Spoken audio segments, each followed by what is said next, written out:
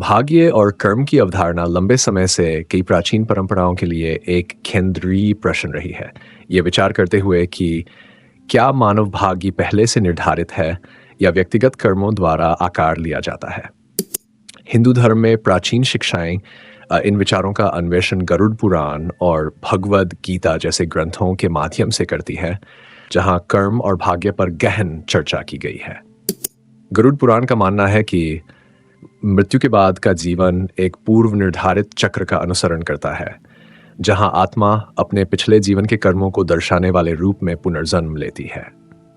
इस दृष्टिकोण में किसी के कर्म सीधे उसके भविष्य के अस्तित्व को प्रभावित करते हैं। ये निर्धारित करते हैं कि व्यक्ति सौभाग्यशाली या दुर्भाग्यपूर्ण रूप में वापस आता है।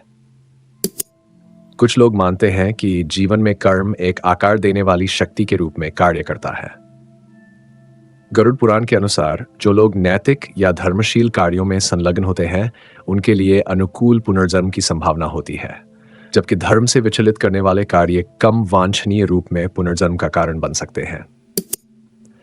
मानव रूप को सबसे ऊंचा अवतार माना जाता है, क्योंकि यह आत्मा को सचेत कार्य करने और इस प्रकार अपने मार्ग को बदलने का अवसर प्रदान करता है।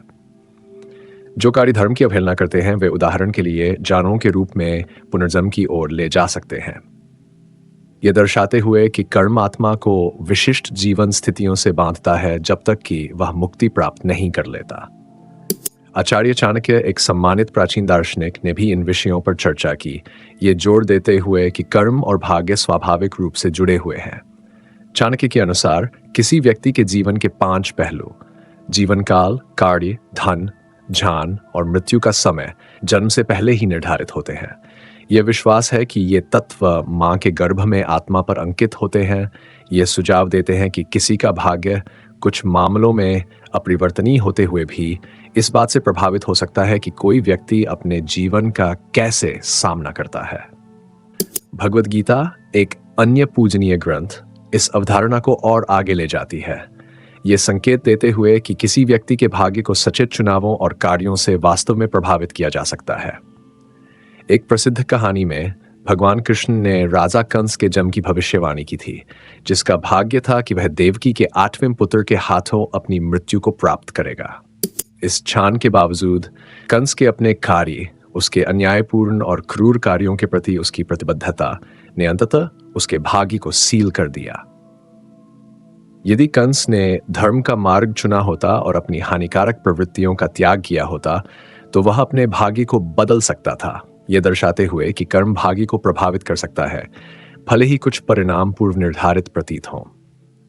विश्वास के व्यापक क्षेत्र में कई लोग कर्म को भाग्य से श्रेष्ठ मानते हैं। भगवद गीता में कृष्ण का सुझाव है कि व्यक्ति वास्तव में अपने कार्यों, विचारों और इरादों के माध्यम से अपने भविष्य को आकार देने में सक्षम है। यह विश्वास व्यक्ति पर ईमानदारी से कार्य करने की जिम्मेदारी रखता है, क्योंकि इस जीवन में किए गए कार्य अनिवार्य रूप से भविष्य के अस्तित्व को आकार देंगे।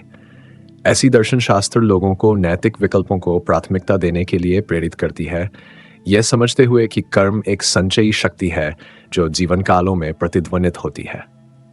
इसके विपरीत कुछ शिक्षाएं मानती हैं कि भाग्य अपरिवर्तनीय है और मानव हस्तक्षेप के बावजूद अपने आप खुलता है। यह दृष्टिकोण बताता है कि कोई भी प्रयास कुछ जीवन परिणामों को नहीं बदल सकता, क्योंकि वे पूर्व निर्धारित हैं।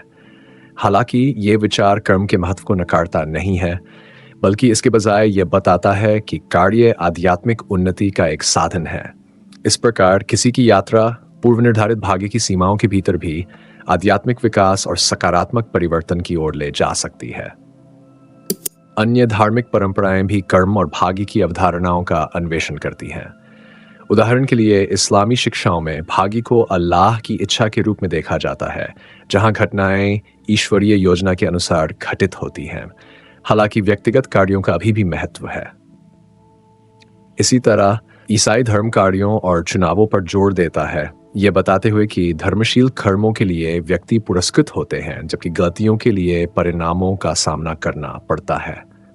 अंत में कुछ शिक्षाएं भाग्य और कर्म के बीच संतुलन का सुझाव देती हैं, यह दर्शाते हुए कि जबकि भाग्य किसी के जीवन में कुछ मापदंड स्थापित कर सकता है, तो कार्य किसी की परिस्थितियों को पार करने या बदलने का साधन प्रदान करते हैं।